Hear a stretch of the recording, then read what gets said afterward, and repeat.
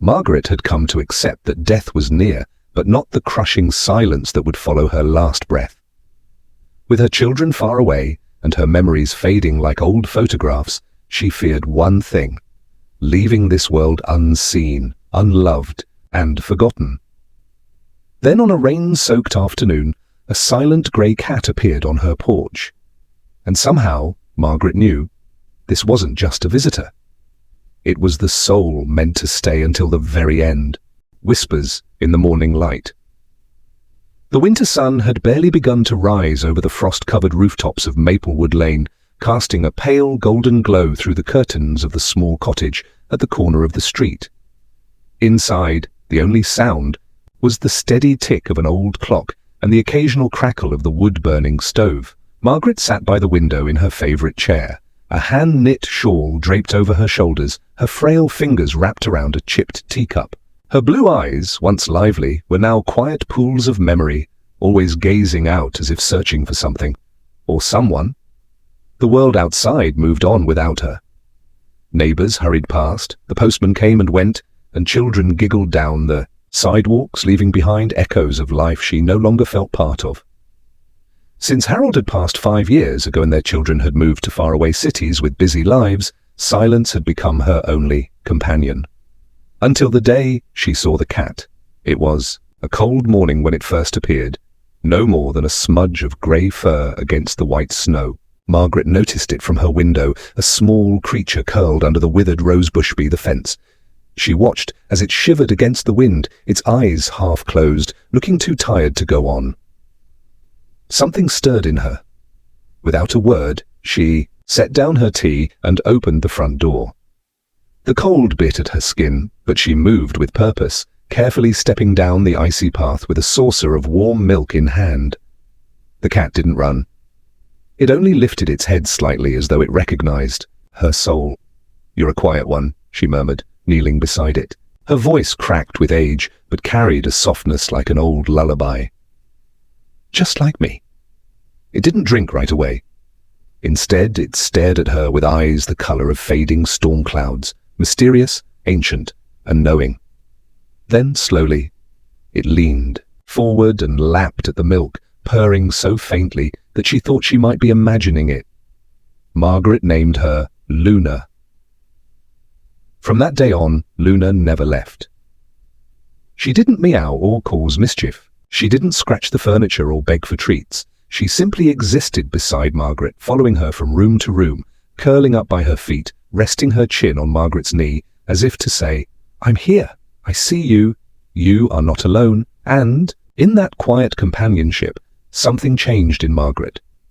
She started humming again while folding laundry. She began baking the apple pie recipe Harold used to love and left a slice by his photo on the mantel. She even wrote letters to her grandchildren, telling them about the cat who rescued me, even though I'm the one who fed her. Each morning, Luna would jump onto the windowsill and wait for Margaret to open the curtains, the two of them bathed in the soft light of the day's beginning. No words passed between them, yet everything that needed to be said was understood. In the hush of that golden silence, it wasn't just a cat that had come into her life. It was love, returning in a form she never expected. The language of silent love. Luna never spoke, not in the way most cats do. She didn't meow for food or cry for attention. Her language was quieter, spoken in the way she rubbed her head against Margaret's trembling hands or settled at her side during long, aching silences. There was a calmness about her, an unspoken wisdom that wrapped itself around the house like a second layer of warmth. Margaret had long forgotten what it felt like to be needed. Her phone rang only on holidays now. Birthday cards came late, if at all. Once she would have wept over the silence, but not anymore, not since Luna. The cat didn't demand affection. She simply made herself present, showing love in the smallest of ways. A soft paw on Margaret's lap when she coughed too hard, a gentle nudge to her ankle when she forgot to eat, or a quiet gaze from across the room that seemed to say, "I see. I'm here." Margaret began to believe that perhaps Luna wasn't just a cat. She never told anyone this, but sometimes, when the light hit Luna's fur just right, or when the cat curled in the exact spot Harold used to nap, Margaret felt as if her late husband had sent her. A whisper of him in another form. Not reincarnation. No, Margaret didn't believe in such things, but maybe, just maybe, love knew how to find its way back. They fell into a gentle rhythm. Morning tea for Margaret, a saucer of warm milk for Luna. A book by the fire, with Luna curled on the armrest. Evenings spent watching the sunset, the cat perched quietly on the windowsill, as if appreciating the colors with her. Sometimes Margaret talked about Harold, about the children, about what it felt like to grow old in a house once bursting with laughter. Luna never looked away. Her presence didn't fix the loneliness, but it softened it, like rain on parched earth. One rainy afternoon, as thunder growled in the distance and the wind rattled the windows, Margaret sat quietly in her chair, staring at the photograph of her wedding day. Her fingers trembled slightly and the frame balanced in her lap. Luna jumped onto her lap, gently placing a paw over Margaret's wrinkled hand. That touch, light as air yet grounding, was all it took. Tears spilled down Margaret's cheeks, not from sadness, but from gratitude, for the years she had lived, for the man she had loved, and for this quiet little creature who had taught her that love doesn't always come with words or noise. Sometimes love is silent, and sometimes it comes with whiskers and a heartbeat that purrs beside your own. When shadows grew long. Autumn came slowly that year, painting the trees in strokes of amber and crimson. The leaves danced in the breeze before drifting gently to the ground like whispered memories. The world was slowing down, readying itself for the sleep of winter, and so it seemed was Margaret. Her hands, once quick to fold blankets and bake pies, had begun to tremble more often. Her steps became shorter, her breathing heavier. Some mornings she stayed in bed far longer than usual, staring at the ceiling as though waiting for something or someone. She didn't say it out loud, but Luna knew. She always knew. Luna had changed too. She followed Margaret with more urgency now, never straying far.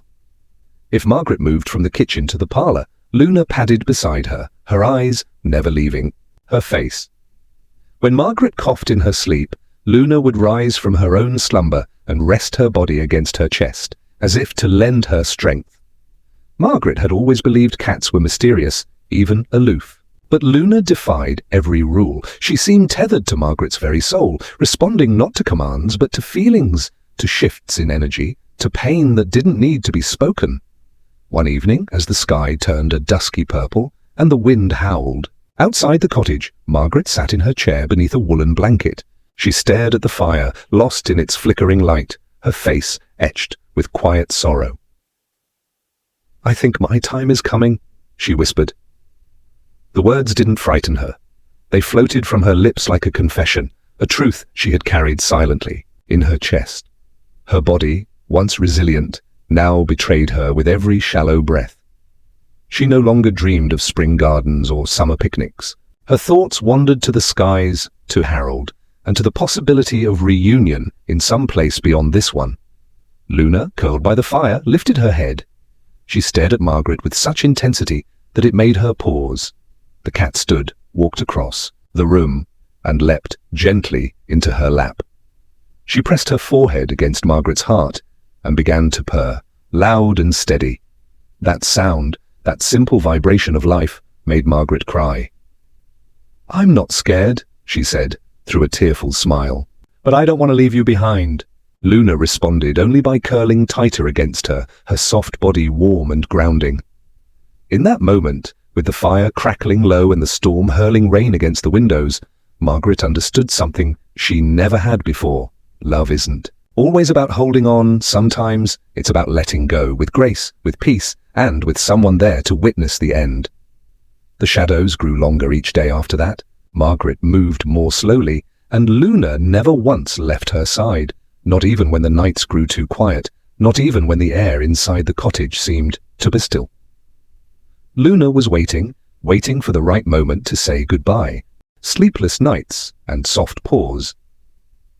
The nights became longer and colder and filled with an eerie kind of silence that only comes when life begins to dim.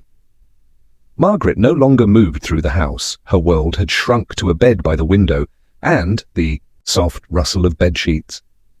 The tea kettle sat untouched on the stove. Her knitting basket lay forgotten beneath the rocking chair. Even the scent of apple pie had faded from the walls. Only Luna remained. She no longer slept through the night. Instead, she stayed awake beside Margaret, blinking slowly in the dim light of the bedside lamp. Her grey fur seemed a little thinner. Now, her movements more careful. As if the weight of knowing, of sensing, had aged her too. Margaret spoke less these days. Some mornings her voice was barely a whisper, a soft breeze brushing through brittle leaves. But her eyes still sparkled when she looked at Luna, and her trembling hand always reached to stroke her soft fur. "You're still here," Margaret would murmur, her voice lined with both gratitude and disbelief. Even now, Luna's only answer was the gentle press of her paw against Margaret's wrister, the way she nestled her body against her chest, careful not to disturb the fragile rise and fall of her breathing. The nurses came during the day, kind, quiet women, who moved gently and spoke in hushed tones. They admired Luna, called her the little guardian, and often marveled at how the cat never left Margaret's side. "Not even once?" "She knows," one of them said softly, as she adjusted Margaret's blankets. Animals always know. Margaret had drifted into more sleep than wakefulness. She sometimes spoke to people who weren't there, Harold, mostly, or smiled at the ceiling as if watching some scene unfold only she could see. One night, a storm gathered over Maplewood Lane, dark clouds pressing low over the rooftops. Thunder rumbled in the distance, and wind whipped through the trees, scattering dried leaves like forgotten memories. Inside the cottage, the lamp on the nightstand flickered. Margaret stirred in her sleep, her breathing labored and shallow. Luna, perched at the edge of the bed, moved closer and rested her head just beneath Margaret's chin. She stayed like that for hours, her ears alert, her eyes wide, her body perfectly still. At some point during that long night, Margaret's breathing slowed, and Luna, as if understanding the closeness of the end, began to purr. Not loudly, but in a rhythm so steady and soft it seemed to fill the space between them like a lullaby. A purr that said, "You are not alone. I'm still here." A purr that said, "You can go when you're ready." Margaret's hand, thin and pale, reached out one last time. Her fingers found Luna's fur. She didn't speak, but her lips curled into a faint smile. And Luna? Faithful, silent. Luna never looked away. She was waiting for the morning light, and for one final moment, the last sunrise together. The first hint of dawn crept slowly through the frost-laced window, casting a gentle golden beam across the room. Outside, the world was still asleep. Not a single bird had begun to sing. The branches, stripped bare by the cold, stood motionless in the pale morning stillness. Inside the cottage, the warmth from the night's fire had long faded. The air was hushed, sacred, as if the house itself held its breath. Margaret had not stirred in hours. Her breaths had become so faint that they no longer lifted the blanket on her chest. Her eyes were closed, her skin nearly translucent, and her lips, slightly parted, caught between a whisper and silence. She looked peaceful, like a page gently turning toward its final sentence. Luna lay beside her, just as she had every night, pressed close to Margaret's fragile frame. But today was different. Today, something ancient stirred in her, a pull deeper than instinct, more profound than routine. She rose slowly. With deliberate grace, Luna stepped across the blanket and gently climbed onto Margaret's chest. Her paws, light as air, didn't disturb her. Luna sat down, heart aligned with heart, and leaned in. And then something extraordinary happened. Luna let out a single, soft meow. It was the first time Margaret had ever heard her voice. A single, fragile note in the stillness, delicate, like the cracking of ice under sunlight. A goodbye. A thank you. A promise. At that sound, Margaret's eyelids fluttered open. Her gaze, clouded and far away, found Luna's eyes for one last time. She smiled, just the faintest curl of her lips, but it was real. a smile that held no fear, no sadness, only love. Only peace. Her hand rose with slow effort and came to rest on Luna's back. Her fingers barely curled into the fur, but the touch was enough. "I love you," she breathed, more breath than voice, and then, with the morning sun casting its first full ray across her face, Margaret let go. Her chest fell one last time and did not rise again. Luna did not move. She did not cry or call out. She remained still, her body curled into the hollow of Margaret's form, purring softly, a sound that had carried her through sleepless nights, through quiet days, through the knowing that this moment would come. And when the nurse arrived an hour later, she found them there, woman and cat, bathed in sunlight, wrapped in a silence that didn't feel like loss. It felt like completion, as if one soul had waited for the other to be ready, and, when the time came, had guided her gently into the light with nothing more than presence. And one soft meow. Goodbye, my heartbeat. The cottage was still when the nurse gently closed the bedroom door behind her. She wiped at her eyes, heart-heavy but strangely comforted. She had witnessed many passings in her years, some frantic, some painful, some terribly alone, but never one like this, never one so quiet, so complete. Margaret had slipped away without struggle, as if stepping onto a path she already knew, and she hadn't walked it alone. Luna remained on the bed, unmoving. Hours passed. The sun climbed higher in the sky, casting warm light into the room where shadows once lingered. The nurse had tried to coax Luna away, to lift her gently from Margaret's chest, but the cat resisted, eyes locked onto the still face of the woman who had been her whole world. So the nurse left them as they were. She understood something sacred was taking place. Luna stayed like that until the afternoon. She didn't eat. She didn't drink. She didn't even blink. Her purring had long since faded, replaced by a silence so deep it pressed against the walls, like a held breath. Only when the sky began to change once more, when the light of the day softened into amber and the leaves outside turned into gold, did Luna finally move. She stood. Carefully, she stepped down from the bed and sat beside it. Her tail curled neatly around her body, and for a long moment, she simply stared. Her ears twitched, but her eyes did not waver. And then, very slowly, she tilted her head toward the empty space beside her, toward the air that still shimmered faintly. With Margaret's warmth, she meowed, once a sound of mourning, of memory, of farewell. And then Luna walked. She moved with certainty, gliding through the quiet house like a spirit, her paws making no sound against the old wooden floor. She passed the kitchen where Margaret had once baked pies, the armchair where they used to watch the rain, and the window where they had greeted each morning together. Each corner held a trace of her. But Luna didn't pause. She kept walking. The front door was slightly ajar. The nurse had left it cracked to let in fresh air. Luna nosed it open just enough and slipped outside into the amber light of early evening. The neighborhood was still. No one saw the little grey cat as she padded down the garden path, through the gate, and onto the empty road beyond. No one heard her soft pause or saw the sorrow in her step. But if someone had looked closely, they might have noticed something strange in the air. A kind of warmth that lingered just a little too long. A stillness that felt full. Luna didn't look back. She walked until the cottage disappeared behind her, swallowed by the trees and shadows of dusk. And then, just before the stars began to appear, she was gone. Some say a neighbor spotted her near the woods at the edge of town, sitting beneath a tree and staring up at the sky. Others claim she simply vanished. The truth is, no one ever found Luna again. But Margaret's children, when they returned, days later, found something waiting for them. A note she had written. It rested beside her favorite photo, Harold holding her hand in the garden. Luna at her feet. The note read, "If I am gone and Luna is gone too, please don't be sad." She came into my life when I needed her most. She stayed until I no longer needed anything. She loved me in silence, and I loved her in return. I believe she knew the time had come, and she said goodbye the only way she could.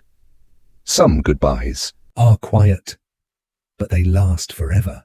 Margaret was buried with a small blanket tucked around her and a lock of grey fur placed gently in her hands. No one spoke much during the funeral, but when the wind passed through the trees that day, carrying the scent of roses and wood smoke, several people looked up. They swore they heard a faint purring in the breeze.